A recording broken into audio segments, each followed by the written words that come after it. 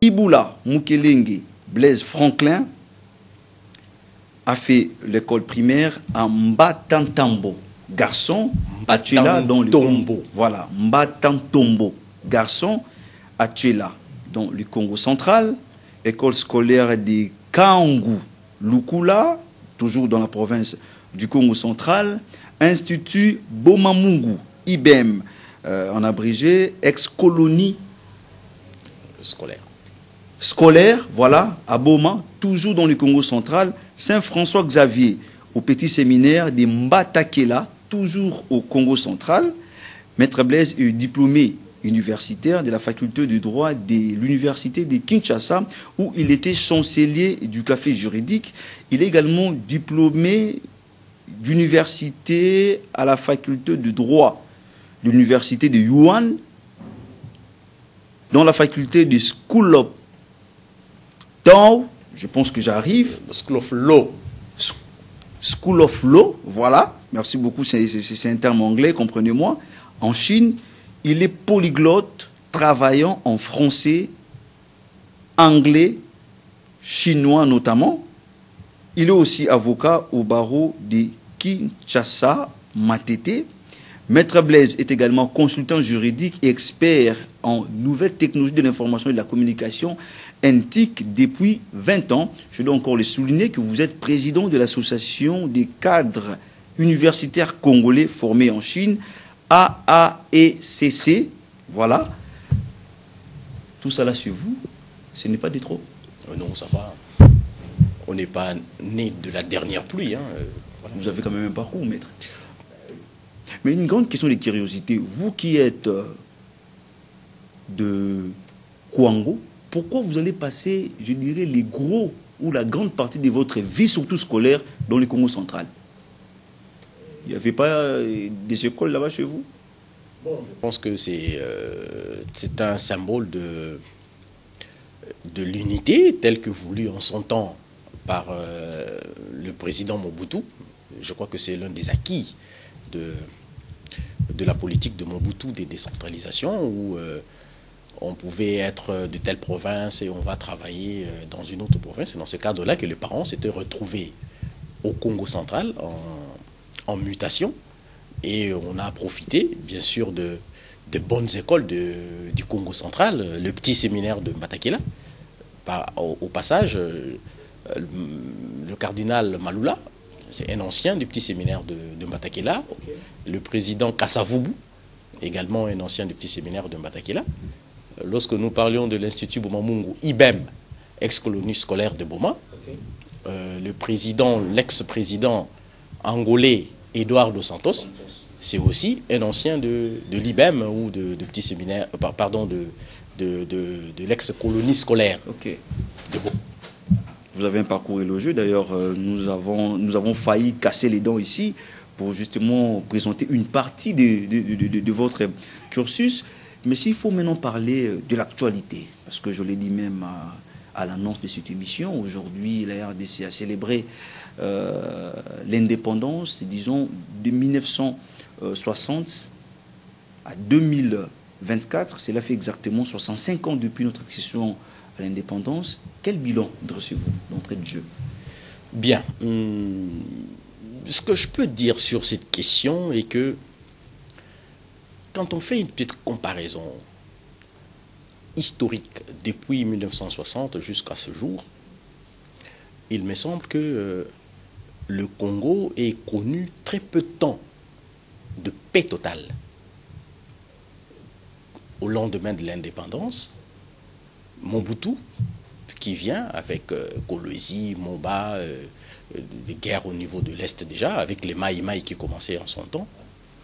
Et après, Mobutu part par le fait de Kabila, Laurent, c'était également de la guerre. On occupait une bonne partie du territoire. Kabila fils vient, il y avait toujours une grande guerre à l'Est où on a occupé également une grande partie, guerre au niveau de Kisangani et un consort. Et actuellement, nous sommes toujours dans la même situation, en fait, d'une insécurité d'une bonne partie du territoire national. Donc, du coup, je me dis, parler de bilan aujourd'hui, tout ce que je dirais, que le Congolais n'a pas été capable de gérer ce pays comme En toute les responsabilité. pères de l'indépendance Ok. le voulaient ou l'entendaient. Alors, il faut déjà dire que au lendemain de l'indépendance, le Premier ministre Lumumba disait que nous avions une indépendance piégée. Piégée dans quelle mesure? Dans la mesure où il disait qu'on n'était pas formé pour prendre Les choses en main. les rênes du pouvoir. Ok. Et les conséquences, eh bien, jusqu'à ce jour, nous sommes toujours en train de nous chercher. Et la question que je me pose, parlons de la formation dont parlait Lumumba en 1960. Est-ce qu'aujourd'hui, on est suffisamment formé eh bien, pour reprendre le règne de ce pays et amener ce pays au développement? À la lumière des résultats, je pense que non. Il y a encore beaucoup à faire. Il y a encore beaucoup à faire sur le plan de l'éducation. Parce que si c'est l'éducation qui manquait au lendemain de l'indépendance, comme s'en plaignait le Premier ministre Lumumba, je pense aujourd'hui, la même éducation fait quand même défaut. Peut-être hier, c'était question de diplôme universitaire. Aujourd'hui, c'est peut-être question de capacité d'appréhender le problème et de trouver des solutions à ces problèmes-là. Donc, la difficulté est encore là. D'accord. Alors, parce que nous avons eu beaucoup de discours, en commençant d'abord par le président de la République lui-même, Félix-Antoine Tshisekedi Tshilombo, a adressé un discours à la nation. D'après le chef de l'État, le pays va mieux qu'avant. De 1960 à 2024 aujourd'hui, d'après lui, nous sommes en démocratie, les avis sont partagés, ça va mieux. Alors que Martin Fayulu, dans son adresse, également, dresse un tableau tellement sombre du pays. Alors on s'est dit, le président de la République l'a confirmé parce qu'il a les bâtons de commandement. Martin Fayulu l'a dit, comme le disaient certains, il dresse un bilan tellement sombre parce qu'il n'est pas à la gestion du pays. Comment analysez-vous justement ces deux discours? Bien, moi je pense que sans vouloir revenir sur ce que les uns ou les autres ont dit, le constat de la situation de notre pays, je pense que tout le monde est capable de le faire à ce jour. Vous l'avez dit, tout dépend de la position des uns et des autres. Aujourd'hui, sur le plan sécuritaire, il faut le reconnaître, mais qu'il y a toujours des problèmes à l'Est. Et tout récemment, vous avez appris les mauvaises nouvelles au front où notre armée essaye de contenir l'ennemi. Les nouvelles ne sont pas bonnes, elles sont très mauvaises. Et les conséquences de ces mauvaises nouvelles, c'est quoi? C'est des souffrances atroces de nos populations qui sont dans ces zones-là. Alors, au-delà des aspects sécuritaires, moi je peux parler également des aspects économiques. L'état de la situation au lendemain de l'indépendance de notre économie, qui était assez stable, eh bien, aujourd'hui nous avons une économie assez difficile. Difficile, extravertie. On peut dire qu'il y a plusieurs causes, notamment la guerre qui nous est imposée parce que les moyens que l'on aurait pu allouer au secteur éducatif ou encore du développement de petites et moyennes entreprises, eh bien, on est obligé de les affecter à la guerre. Et vous savez, la guerre consomme plus qu'elle ne produit. Donc, du coup, je pense que on devrait plutôt insister sur ces aspects-là que nous vivons tous sur terrain, que nous pouvons ressentir sans que quelqu'un ne puisse nous le dire. Alors, au-delà de ça, ben, il faut également souligner la volonté du président de la République, aujourd'hui, de vouloir dire non ouvertement à nos agresseurs, notamment à M. Paul Kagame et à son régime. Il a pris ce courage de le dire, de dire non. Et je suis convaincu que le président, il n'est pas au front en train de se battre, mais il permet également, ou il alloue suffisamment de moyens à notre armée pour combattre l'ennemi au front. Et après, mais qu'est-ce qui se passe au front? Les uns parlent de trahison, mais moi je dis trahison, oui, elle est peut-être valable, cette raison de trahison, mais j'aimerais quand même insister aussi quelque part sur le savoir-faire de l'art de la guerre. C'est aussi des aspects importants parce que gagner une guerre n'est pas forcément fonction, n'est pas seulement fonction de la volonté du chef, non, parce que sur terrain, il faut des stratégies. Et sur terrain, il faut des hommes motivés, les ressources humaines, les ressources matérielles, la stratégie, la motivation. Ce sont tous ces éléments mis en commun qui peuvent nous mener à la victoire. Alors à ce jour, on peut dire que tous ces éléments sont réunis. Est-ce que la mayonnaise entre ces différents aspects a déjà pris pour que nous puissions prétendre à la victoire? Bon, à la lumière des résultats sur terrain, moi je pense que non. Donc pour dire qu'il y a beaucoup de choses à faire sur ce chrono, il y a plein de trucs à faire parce que l'évaluation de la chose, nous ne la faisons pas sur la base des efforts qui sont fournis, mais plutôt sur la base du résultat que nous obtenons. Au moment où nous parlons, la RDC a déjà un nouveau gouvernement investi. La première ministre Judith Soumino est déjà à l'œuvre. Comment vous appréciez déjà son équipe qui commence avec des démissions, maître? Bon, je pense que la démission de Mme Bombo doit être considérée comme un non-événement en rapport avec tous les enjeux, tous les défis auxquels ce gouvernement doit faire face. C'est également un signe à ne pas négliger. Bon, je pense qu'on ne devait pas trop faire attention, porter notre attention, focaliser notre attention sur ce genre d'événements, sinon ça nous distrait en fait le temps de réfléchir sur les problèmes réels du pays. Bon, on est en train de flirter avec de niaiseries de ce genre-là. Moi, je pense que c'est vraiment pas ça. Les défis sont énormes. Je pense que le gouvernement devait, particulièrement la première ministre, devait avoir suffisamment de pouvoir. Suffisamment de pouvoir, parce que la Constitution de la République est très claire sur la question. C'est le Premier ministre et le chef du gouvernement, c'est lui qui dirige la politique du gouvernement. Donc du coup, à ce titre-là, il est important qu'elle ait effectivement ce pouvoir afin qu'il puisse travailler aux solutions. Travailler aux solutions. Moi, je pense qu'on devait plutôt se focaliser sur ça. Parce que les problèmes de notre pays, il faut dire, les idées, il y en a toujours. Nous les connaissons. Il y a des idées très brillantes de toutes parts. C'est un peu comme un coffre-fort. Un coffre-fort à 10 chiffres, de 0 à 9. Ça fait 10. Mais pour l'ouvrir, eh bien, il faut une bonne combinaison. Et les résultats de la combinaison, en fait, c'est quoi? Du succès lorsque vous arrivez à l'ouvrir, le coffre-fort. Oui, alors c'est à ce niveau-là que les gens devraient, que le gouvernement et premièrement la première ministre devraient se concentrer sur des solutions concrètes aux problèmes. Alors, parlons justement de ces problèmes.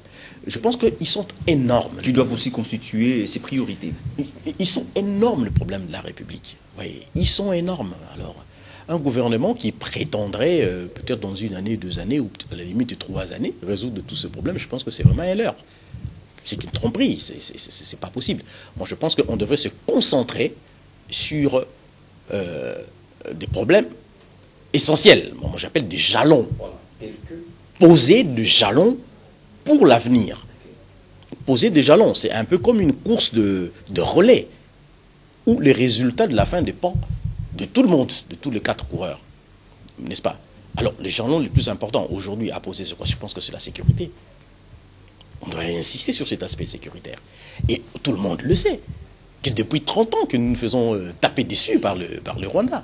Mais est-ce qu'il n'y a aucune solution pour mettre un terme à ces humiliations, en fait, qui vont de pair avec les souffrances atroces des Congolais? Alors moi, je pense que c'est ça, ce jalon-là, qu'on devrait poser, fondamentalement, et que d'autres viendraient peut-être pour continuer le travail sur les autres aspects d'économie, aspects de cela. De manière générale, c'est comme ça que je réfléchis. Mais je voudrais quand même revenir sur le discours du président de la République lors de son discours à l'occasion de 64e anniversaire de l'indépendance de notre pays, la République démocratique du Congo. Je n'ai pas senti, au regard de la gravité de fait sur terrain, de la gravité de la situation sur terrain, je n'ai pas vu un président bagarreur, un président qui puisse mobiliser les troupes que nous sommes, les Congolais, le peuple congolais, et que d'une seule voix, qu'on puisse aller mettre un terme définitif à ces... Je n'ai pas senti ça. On peut comparer la situation à l'Ukraine, au-delà du fait qu'il y a le soutien de l'étranger, mais ils ont en face d'eux un adversaire qui est aussi coriace. Alors, donc, ils sont dans une situation d'une guerre d'une grande intensité, un peu comme la nôtre ici. Les attitudes du président devaient être différentes. Donc, ces attitudes se sont montrées un peu défaillantes? Non, pas défaillantes, mais plutôt pas assez mobilisateurs. C'est ça ce que je dis. Parce que il faut que le message, parce que je ne peux pas comprendre qu'à ce jour, que là où nous parlons de Kanyabayonga, mais il y a des Quinois qui sont en train de courir partout, en train de se promener dans les églises, en train de prier. En fait, les activités sont normales. Ce n'est pas du tout normal. Nous avons combien de jeunes dans ce pays? Sur 100 millions d'habitants, si on peut mobiliser à la limite 500 000 pour faire face à cette guerre, moi je pense qu'il pourrait y avoir des résultats. Ne fût-ce que sur le plan de la communication, pour comprendre que non, ben, c'est un peuple qui est déterminé et qui voudrait se battre. Et c'est le président de la République qui doit jouer ce rôle. Il doit donner les tons. Il donne le ton eh bien, pour mobiliser ce peuple. Ça ne sert à rien que nous puissions avoir autant de diplômés universitaires, mais qui après, eh bien, ils subiront cette humiliation. Et pourtant, ce sont ces jeunes-là qui sont censés mettre un terme à cette situation. Il faut les mobiliser. Il y a certains même qui ont dit qu'au regard de la situation que notre pays traverse, le président de la République ne pouvait pas faire ce discours en étant assis. Il allait se mettre debout. Non, ça c'est du folklore. Hein. Moi je pense que c'est du folklore, c'est pas ça l'essentiel. C'est du folklore, c'est pas l'essentiel, c'est être debout ou être assis. Le plus important, l'aspect que moi je souligne ici, c'est la mobilisation de notre peuple. C'est très important qu'il puisse se lever, qu'il puisse nous mobiliser. Nous mobiliser. Parce que on dit, dans une guerre, les rapports de force jouent également sur les effectifs militaires que vous pouvez avoir, sur le matériel militaire que vous avez, sur les compétences des spécialistes de la guerre. Ce sont des aspects très importants sur lesquels on devrait jouer. Je ne pense pas que le président de la République, quand il envoie, il ordonne qu'on puisse acheter du matériel, que le matériel soit déployé au front, eh bien, qu'il empêche, lui, que l'on puisse utiliser ces matériels. Donc, sur terrain, il est important de mieux contrôler ce qui se passe réellement sur terrain. Le président est loin de ça. Il reçoit des rapports. Mais ceux-là, au moins, qui sont sur terrain, ils doivent prendre conscience des difficultés. Et la gravité du chose. De la gravité de fait, de sorte qu'on ne puisse pas pointer du doigt comme on le fait là, seulement le président de la République. Non, moi je ne suis pas d'accord avec ça. Nous sommes tous responsables de cette situation. Enfin, je veux dire, responsables de la solution. On ne doit pas laisser la solution entre les mains d'une seule personne. Ben sinon, ça serait vraiment très... On est toujours avec le gouvernement souminois, Maître Iboula. Aujourd'hui, tout le monde le sait, que vous avez dit tout à l'heure, dans 3 ans, c'est vrai que le gouvernement souminois ne saura pas satisfaire tous les problèmes des Congolais, mais au moins poser les jalons. Alors, c'était un souhait de toutes les institutions, de tous les chefs de corps, réduire les trains de vie des institutions. Mais aujourd'hui, nous avons un gouvernement de 54 membres. Nous avons 6 vice-primatures. Pensez-vous que avec des signes pareils, nous allons réellement réduire les trains de vie des institutions de notre pays? Bon, je pense que c'est, comme je dis, ça c'est encore du folklore en fait. Moi, je voudrais qu'on se concentre sur l'essentiel. En fait, train de vie des institutions, comme on dit, par le nombre de membres du gouvernement, mais pour moi, si c'est un aspect qui permet d'avoir une certaine stabilité politique, du fait de l'existence de la grande famille qu'ils appellent, ou que nous appelons l'union sacrée, et qu'il fallait peut-être dans ces contextes-là essayer d'apaiser les esprits. Bon, moi, je pense que quand on dit réduire le train de vie des institutions par les nombres, ce n'est pas suffisant. Ce qu'on aurait pu faire, par contre, c'est réduire les ressources affectées à la rémunération ou au fonctionnement de ces institutions. Ça, c'est ce qu'il y a à faire. Mais les nombres, si le nombre peut avoir peut-être une solution aux frustrations ou aux trucs, bon, voilà, moi je pense que ça ne devrait pas poser problème. Mais par contre, les effectifs, les ressources financières que l'on affecte au fonctionnement de ces institutions devrait être réduite. C'est à ce niveau-là que les choses peuvent se jouer correctement. Pourquoi on les réduirait? Évidemment parce que on réduit les ressources ici pour les réaffecter quelque part ailleurs où on a plus besoin de ça. En l'occurrence, la guerre. À l'Est de la République démocratique du Congo. Revenons encore sur la guerre, parce que c'est ça, je pense que le point important, le plus grand défi est celui-là. Je pense qu'il est important que nous puissions avoir ce qu'on appelle en Occident des doctrines. La Russie aujourd'hui a une doctrine militaire, un rouleau compresseur, qui n'hésite pas à mettre sur terrain les hommes. Eh bien, le plus important étant quoi? D'avoir la victoire.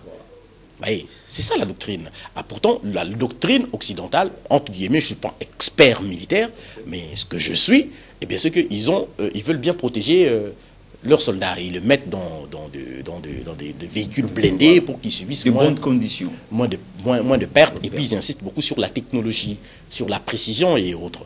Alors, nous avions appris hier également avec l'Angola, les MPLA qui se battaient en son temps contre l'UNITA de Jonas Savimbi. C'était la même... Il y avait une doctrine aussi qui existait dans l'armée angolaise, qui consistait en quoi? Lorsque l'ennemi avait entre ses mains les otages qu'il mettait au devant pour les empêcher d'avancer, qu'est-ce qu'il faisait? Rouleau compresseur.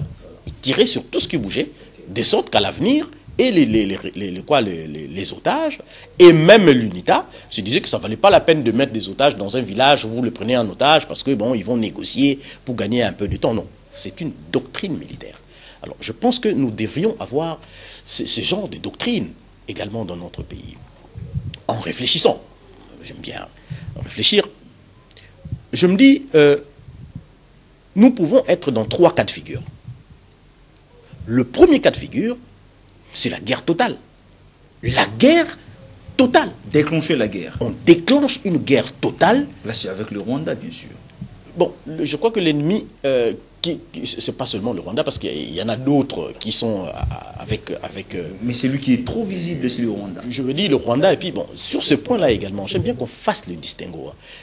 Le peuple rwandais en soi peut également être victime d'un régime qui se veut belliqueux et expansionniste, n'est-ce pas? Donc je voudrais plutôt insister sur M. Kagame et son groupe.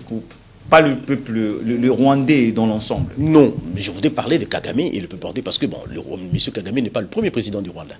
Le Rwanda en a connu d'autres avant. Ok. Donc, je parlais donc du président rwandais et de son groupe. Une guerre totale qui aura des répercussions, évidemment, comme on appelle de conséquences sur tous les peuples des deux côtés, bien sûr. Mais c'est ça la guerre totale, avec comme objectif le plus rapidement possible de la terminer. Alors, ça peut être une doctrine, on dit que ok, nous arrêtons tout. Un peu comme on le fait en Ukraine aujourd'hui.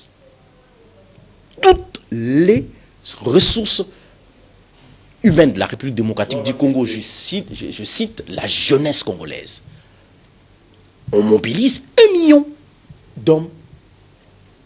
Toutes les ressources que nous avons ci et là, on affecte à cette guerre et nous fixons un délai en déant lequel on doit la terminer, cette guerre. Mais aussi, il y a un problème, Maître Blaise, parce que lorsqu'on parle de la réussite d'un gouvernement, en quelque sorte aussi, ça concerne les membres qui le composent. Mais aujourd'hui, est-ce que vous êtes d'accord avec les castings qui étaient faits avec l'actuelle équipe, où on voit plus de 20 ministres reconduits? Est-ce qu'il y a une lueur d'espoir à le voir? Ça devrait d'abord être quoi les critères de choix, d'après vous?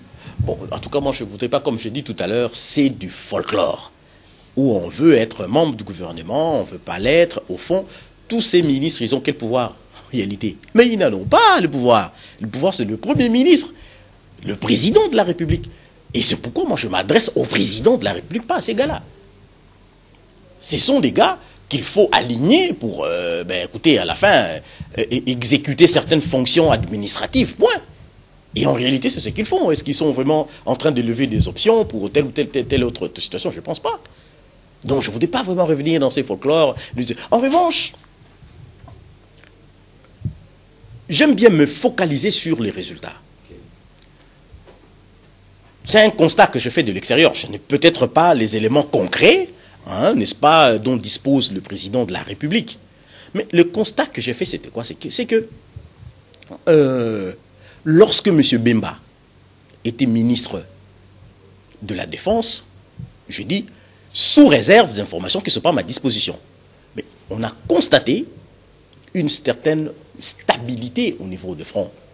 On n'avait plus vu des percées spectaculaires de l'ennemi. Moi, je pense que ça devait être un élément de résultat qui devrait également, bon, enfin, comme j'ai dit, sous réserve hein, d'autres informations que je ne maîtrise pas. Non, mais c'est un constat, on ne devrait pas alors les permettre. Un constat, je ne dis pas permettre, mais on devrait quand même faire attention à cet aspect-là. Faire quand même attention à cet aspect-là. Donc, je reviens donc à la doctrine. Je parlais de la doctrine d'une guerre totale. Et il faut qu'il y ait dans l'entourage du président de la République des gens qui réfléchissent dans ce sens-là. Des conseillers qui disent au président, il faut faire la guerre totale. Peut-être qu'il y en a, je n'en sais rien. Mais il faudrait qu'il y ait une telle doctrine. Deuxième option, ben c'est quoi? Mais c'est une guerre qui aura pour objectif de contenir dans un premier temps l'ennemi. Les contenir, qu'ils ne puissent pas évoluer. Et en même temps, les zones où il n'y a pas de guerre, développer l'économie. Parce que la guerre, en fait, c'est l'argent qu'il faut dépenser pour acheter tous ces équipements, entretenir le personnel, le matériel, les ammunitions, pardon, les munitions et tout le reste. La logistique, tout ça, ça demande de l'argent. Donc, si on peut, dans un premier temps, définir une politique où on contiendrait, sans ambition d'une grande offensive, on essaye de contenir l'ennemi et en même temps, essayer de définir une bonne stratégie d'une économie qui s'assoit dans les zones qui sont en paix et à moyen terme, programmer une grande offensive pour bouter l'ennemi dehors. Ça, c'est également une option qui peut être levée, au moins qu'on sache clairement notre objectif. Et peut-être, probablement, on est dans ces situations-là au regard de ce qui se passe aujourd'hui. Mais je pense que ce n'est pas vraiment dans l'objectif de contenir. Et puis, bon, on essaie un peu de résister. On ne doit pas résister, on doit contenir l'ennemi. Donc, nous mettons suffisamment de moyens pour contenir l'ennemi et sans ambition d'une grande offensive qui demanderait peut-être beaucoup plus de moyens. Et nous profitons de cette période d'accalmie. Nous réorganisons notre économie. Et par là également, le recrutement de nos jeunes, peut-être pas 1 million, si on pourrait avoir 500 000, ça devrait également Avec marcher. Cette approche, ça pourra aller selon vous? Je suis en train de réfléchir donc sur la deuxième option. Je dis la guerre totale, une guerre où nous contenons pour développer le reste, pour ensuite attaquer, aller dans une offensive plus importante. Et la troisième option, et ça pourrait être le dialogue. Enfin, je veux dire, la négociation, la diplomatie. Une diplomatie qui consistera en quoi? À contenir une fois encore l'ennemi pour essayer un peu d'assouvir dans la mesure du possible sa soif. Et entre-temps, nous montons des stratégies pour rebondir. C'est le sens même des accords de Minsk qui ont été signés entre la Russie et l'Ukraine. Et l'objectif était clair parce que les accords de Minsk consacraient, en fait, le reconnaissaient l'appartenance des oblasts de l'Est de l'Ukraine. Je cite la Crimée, vous avez Donetsk, vous avez toutes ces provinces-là qui devraient appartenir désormais reconnues sous la souveraineté de la Russie, ou tout au moins des rebelles qui sont au niveau de ces zones-là, les russophones qui sont au niveau de ces zones-là. Et quel était l'objectif en fait de la signature de ces accords? Eh bien parce que l'Ukraine n'était pas prête à résister face à la Russie et que l'Occident avait besoin de temps. Il devait se soumettre. De temps, bien pour armer l'Ukraine. Et ils sont arrivés à ça. Donc je pense que c'est des doctrines de ce genre, des stratégies de ce genre. On réfléchit, on en discute, c'est ça le rôle de conseiller, à mon avis, hein, pas en train de circuler dans la ville de Kinshasa avec des gyrophares et puis occasionnant des embouteillages. Avec moins de résultats. avec évidemment très peu de résultats malheureusement. Alors maître, nous avons vu, parce que vous avez vécu quand même un moment, vous connaissez quand même les Chinois, nous avons vu le gouvernement chinois qui a publiquement accepté via son ambassadeur accrédité en RDC d'accompagner le gouvernement chinois. En quoi la Chine peut nous être utile? La Chine est une très grande nation. J'ai toujours comparé la Chine à la République démocratique du Congo sur plusieurs aspects. Je prends l'aspect de la dimension du territoire. La Chine a 9 600 000 km² de territoire. Eh bien, nous en avons 2 345 000 quand même. Hein. C'est pas petit, hein, c'est énorme aussi. La Chine a 1,4 milliard d'habitants. Nous avoisinons les 100 millions d'habitants, comparé à d'autres pays qui en ont peut-être 4 ou 5. C'est pas peu. Ça, il faut qu'on se le dise. Du point de vue historique, il y a également des ressemblances. La Chine a connu des humiliations de la part du Japon. De la part du Japon, qui a conquis la Chine, qui a fait des massacres, comme on les dénonce ici. On peut se rappeler du massacre de Nankin. Nankin, c'est de la province de Nanjing, qui est en Chine, une ville. En Chine, c'est une ville où il y a eu massacre de plus de 300 000 Chinois par les Japonais. Alors, si vous comparez le Japon du point de vue territorial, il n'a pas un territoire énorme, il est tout petit territoire. Et vous le comparez à la Chine, qui est énorme, alors je me dis, c'est presque pareil entre le Rwanda et la RDC. Le Rwanda, qui est territorialement tout petit, minuscule, eh bien, qui serait en train de balloter dans tous les sens le grand territoire congolais. Il arrive même à l'occuper.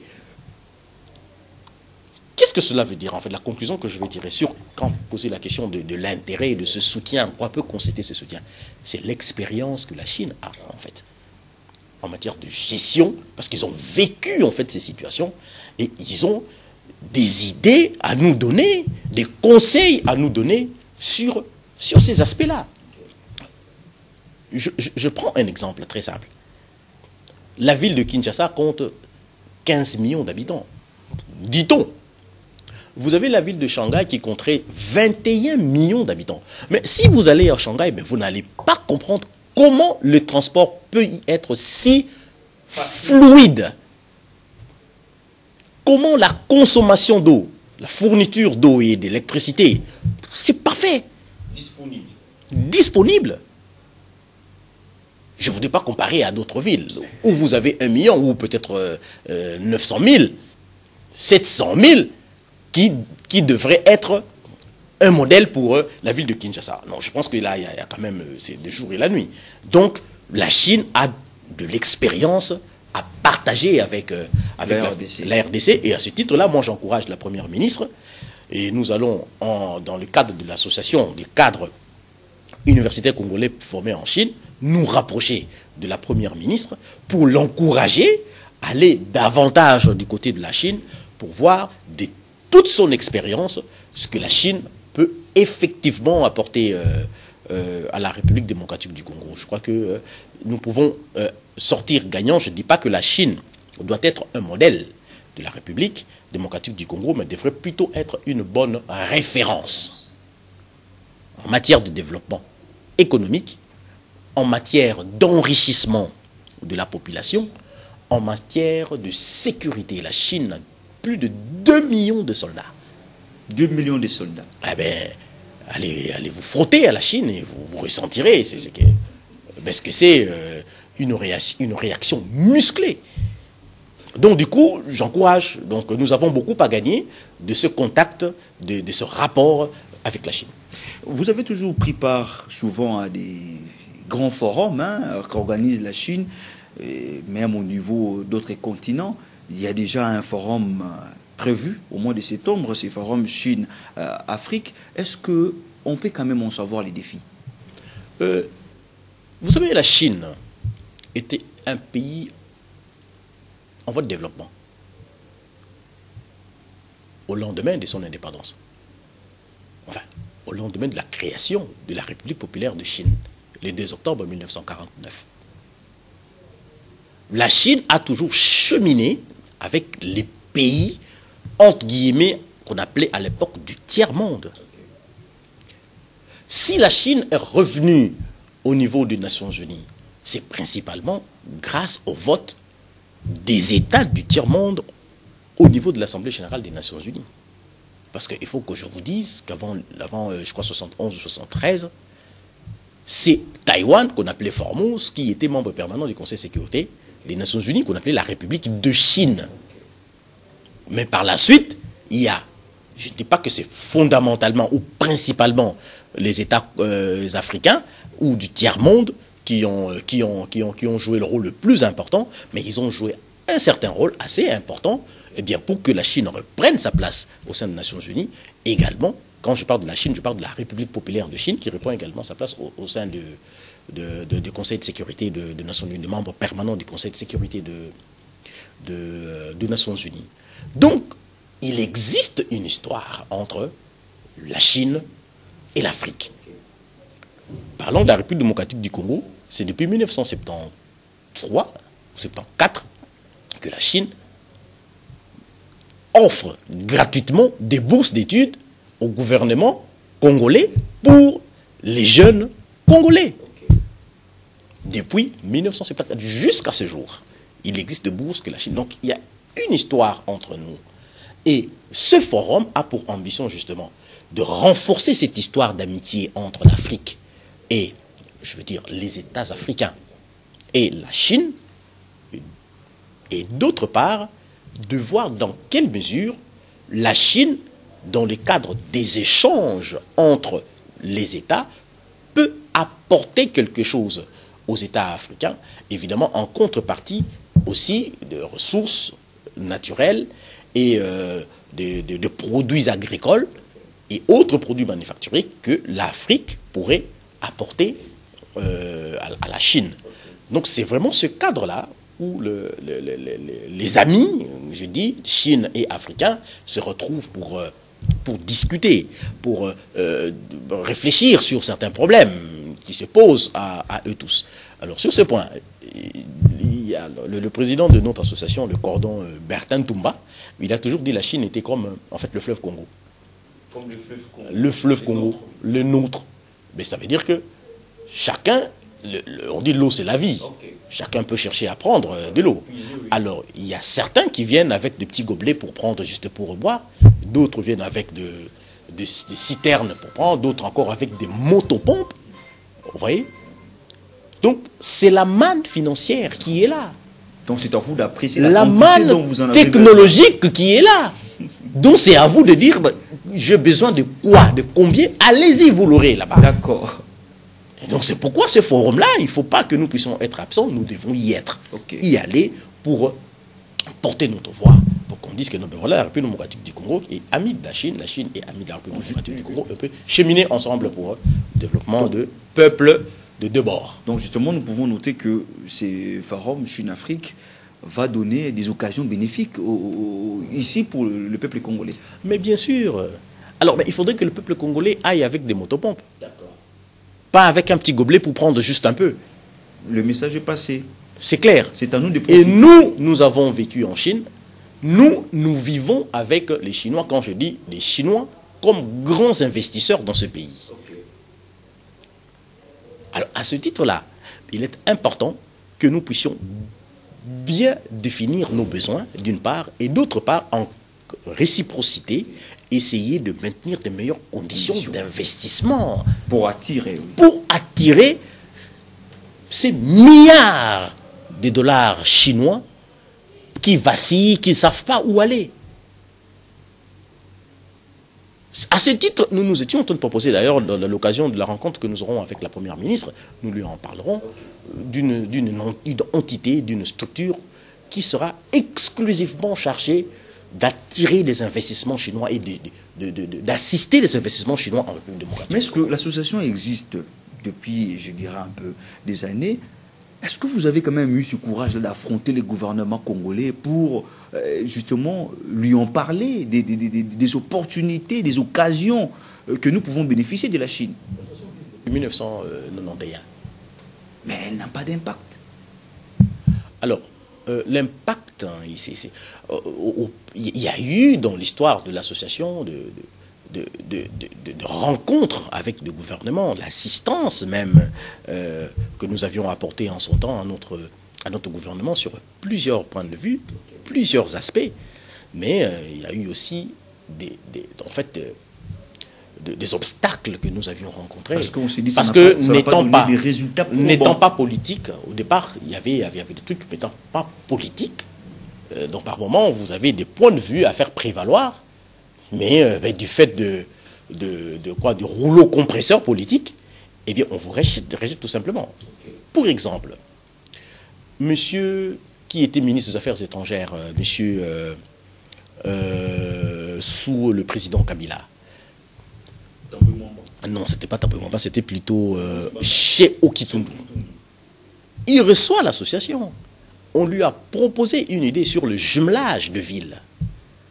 Un projet qui devait être piloté par des anciens diplômés de Chine, parce que c'est eux qui maîtrisent la chose. Okay. Mais la chose a, par la suite, je ne sais pas si c'est par son fait ou par le fait de ces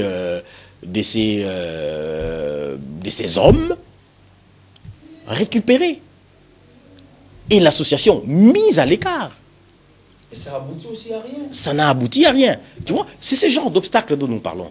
Donc il est important. Non, nous sommes en train, ce que je suis en train de dire, nous rencontrons la première ministre incessamment avant le forum et nous allons également rencontrer le président de la République pour partager avec lui. Parce que lors de sa dernière visite en Chine, le président de la République s'était posé la question, comment a fait la Chine? Nous sommes là, nous avons vécu en Chine. Les Congolais qui ont vécu en Chine. Nous vivons avec les investisseurs chinois. En quelque sorte, vous connaissez les secrets. Nous connaissons le secret et la réponse à cette question. Et nous espérons que dans les jours qui viennent, nous serons reçus par le chef pour que nous puissions lui livrer ce secret, comment la Chine a fait. Voilà. Il faut vraiment livrer ce secret au chef de l'État. Ouvrez votre cœur, parce qu'on parle au Congo, il faut que notre pays aille de l'avant. C'est une opportunité. Alors, maître, vous faites souvent allusion à la Chine, et vous voulez que notre capitale Kinshasa aussi emboîte les pas, parce qu'il y a vraiment une histoire, et aujourd'hui, ça payé aux Chinois. Et lorsque vous observez aujourd'hui la manière dont notre capitale est gérée, parce qu'on ne peut pas, à l'heure actuelle, accuser l'ancien gouverneur. Nous avons déjà un nouveau gouverneur qui vient déjà de publier son équipe gouvernementale, mais il semble-t-il qu'il n'a pas déjà respecté la loi, en ayant 10 ministres plus 10 commissaires généraux. Et il a été même interpellé par le VPM de l'Intérieur, Jacquemain Chabani. Est-ce que vous pensez que l'interpellation du VPM Chabani est magistrale? Vous savez, je vais vous dire une chose. Les informations que nous recevons d'ailleurs nous disent que la Chine, c'est un État dictatorial, c'est l'État stalinien, tout ce qu'on raconte sur la Chine, Tiananmen, et aussi raciste, consorts racistes et autres. Je vais vous dire une chose. La Chine, c'est un État de droit. Comme se veut la RDC. Oui, comme se veut, comme vous le dites. En Chine, on dit il faut des lois pour faire marcher les choses. Et ces lois doivent être respectées. Si ces lois ne sont pas respectées, il faut punir ceux qui violent ces lois.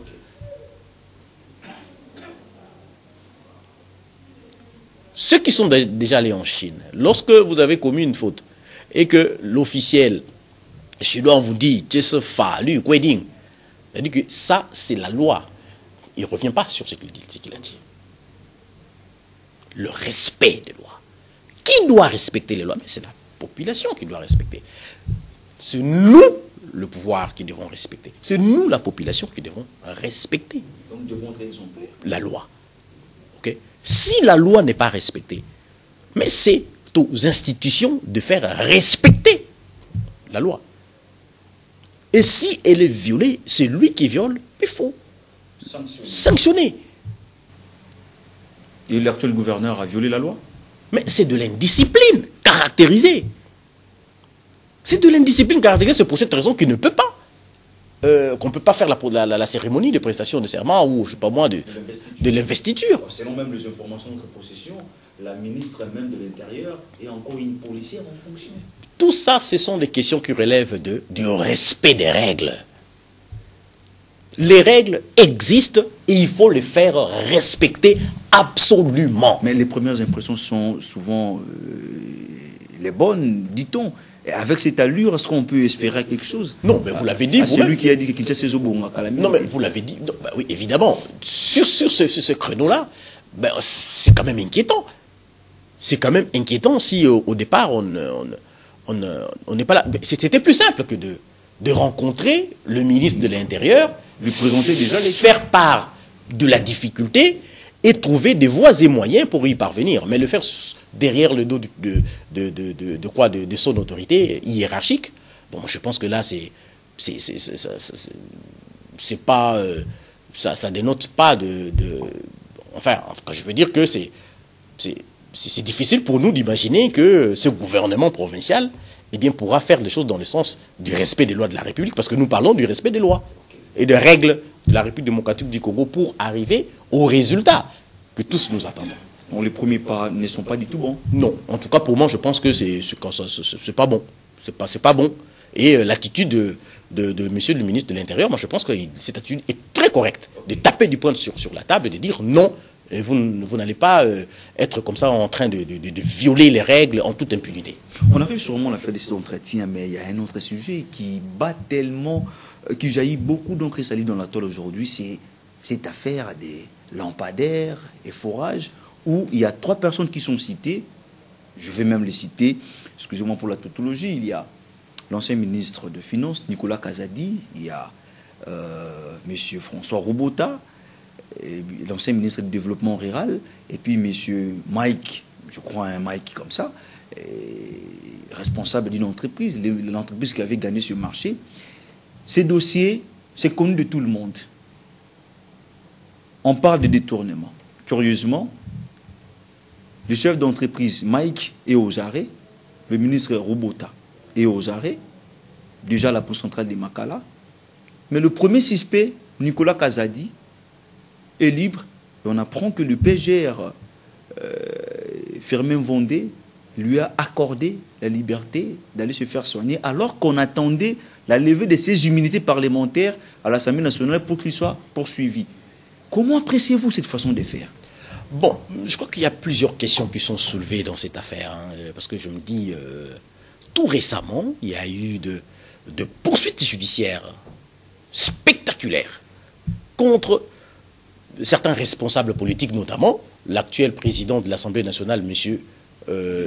Vital Kamerhe, et d'autres, le DG de l'OVD, ils étaient très nombreux.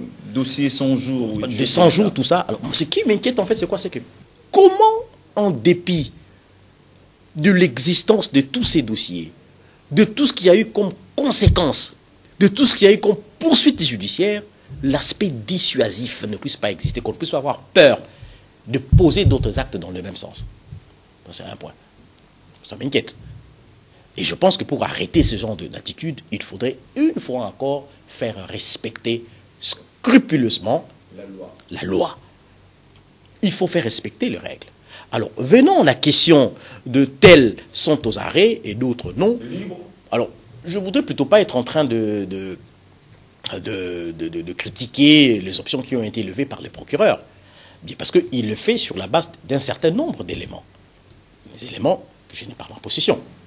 Malheureusement. Mais le peuple observe, en fait, toutes ces réalités. Oui, toutes non, ces c'est-à-dire que vous savez, les réalités judiciaires, des réalités de droit, contrastent par moments avec ce que nous voulons, nous, en tant que population. Donc, du coup, il faut être un peu réservé pour aller trop vite en besoin, dire que non, bah oui, mais voilà, c'est une justice de ceci ou justice de cela.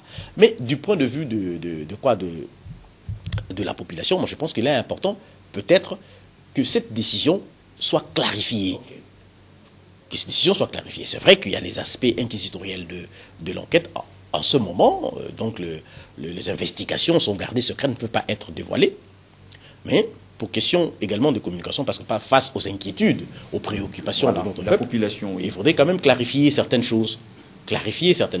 Mais s'il s'avère que il y a un favoritisme qui jouerait en faveur, permettez la tautologie, de M. Nicolas Kazadi, ça serait vraiment regrettable. Cela, en fait, ne permet pas à notre justice d'atteindre les objectifs pour lesquels il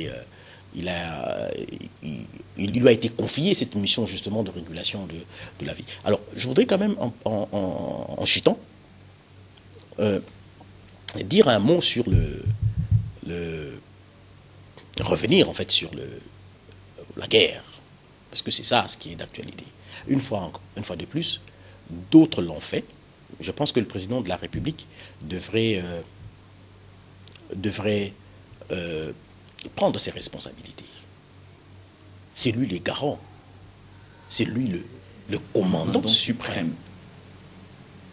Les garants des bons fonctionnements des institutions. Il est temps qu'il puisse prouver à son peuple qui lui a confié ce bâton de commandement qu'il a la capacité de protéger ce peuple. Nous avons vu par le passé, monsieur Félix Tshisekedi en Belgique, c'était à Zaventem, face à la police belge, se montrer rigoureux, se montrer combatif, parce que son père était en train d'être empêché de revenir au Congo. Mais où est passée cette combativité? Il doit avoir... Il ne doit pas se limiter à la volonté de faire. Il faut passer à l'acte. Il faut passer à l'acte. Mais au regard de tout ce que nous sommes en train de vivre aujourd'hui au pays maître, surtout en rapport avec les dossiers judiciaires, les procès qui n'ont pas de suite, quand on voit aujourd'hui les détournements sous les impuissants de l'autorité, n'est-ce pas que peut-on dire que l'état de droit n'était qu'un slogan? Au regard des résultats. L'état de droit, c'est un cheminement, en fait. C'est un cheminement qui s'apprécie à différents niveaux, en fait. Mais c'est vrai que les attitudes et comportements de ces gens-là nous laissent penser à nous que bon, cette justice, elle est faite pour certains et pas pour d'autres. Et qu'il est important à ce titre-là, parce qu'il faut qu'on le dise. Hein, la mauvaise gouvernance constitue une menace contre le développement de la République démocratique du Congo autant que le M23. Et je chute en disant, le Rwanda n'est pas fort, c'est le Congo qui est faible. Okay. Le problème est donc de notre côté. C'est à travers cette bonne gouvernance, à travers le courage que nous pouvons avoir, que nous pouvons renverser la tendance. On arrive sûrement à la fin, mais il faut aussi partir de membres du gouvernement. Comment vous appréciez les premiers pas de Constant Moutamba, ministre de la Justice? Bon, Constant, je le connais. Nous avions partagé certains moments au RASOP, ensemble. Ce que je dénote en lui, c'est le courage. C'est vrai que du point de vue de la loi, sa marge de manœuvre est très limitée. Parce que du point de vue de la loi, il a le pouvoir d'injonction qu'il peut donner seulement au procureur général pour la Cour de cassation. Okay. Mais du point de vue de l'impulsion, parce que c'est lui qui est le responsable de la politique de la justice de notre pays, je peux que l'encourager. Il doit avoir le courage, comme il le fait, de foncer, de dénoncer, d'encourager. Et cette politique ne doit pas se limiter à la dénonciation ou à l'injonction. Il doit comprendre que la justice, c'est tout un système qui fonctionne grâce aux opérateurs humains, qui sont les magistrats, qui sont les juges, qui sont tout le personnel de l'appareil judiciaire. Mais il faudrait que ces gars, pour qu'ils puissent bien faire le travail, soient motivés. Il doit également jouer un rôle dans ça. On ne doit pas payer un magistrat un salaire de misère au moment où il a sa famille en train d'être chassée parce qu'il ne peut pas payer le loyer, ses enfants chassés de l'école, il se retrouve devant un gars qui lui offre quelque chose. Mais pour sauver sa famille, c'est ce qu'il ferait. Mais s'il était dans les meilleures conditions, bah, il aurait au moins la possibilité de dire non. Donc, on doit également, ça j'interpelle le ministre sur son Excellence, M. le ministre Dachu, sur ce point-là, il doit penser aux conditions de vie de magistrats. Il faut être exigeant avec eux, les magistrats, oui, mais il faut également penser à améliorer leurs conditions de vie.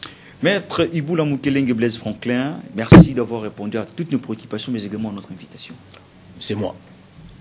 À vous, chers téléspectateurs, merci de nous avoir suivis. Le rendez-vous est pris la semaine prochaine, même heure, même chaîne, avec le même plaisir. Surtout vous qui nous suivez dans toutes les plateformes digitales, restez fidèles à nos programmes. À très bientôt.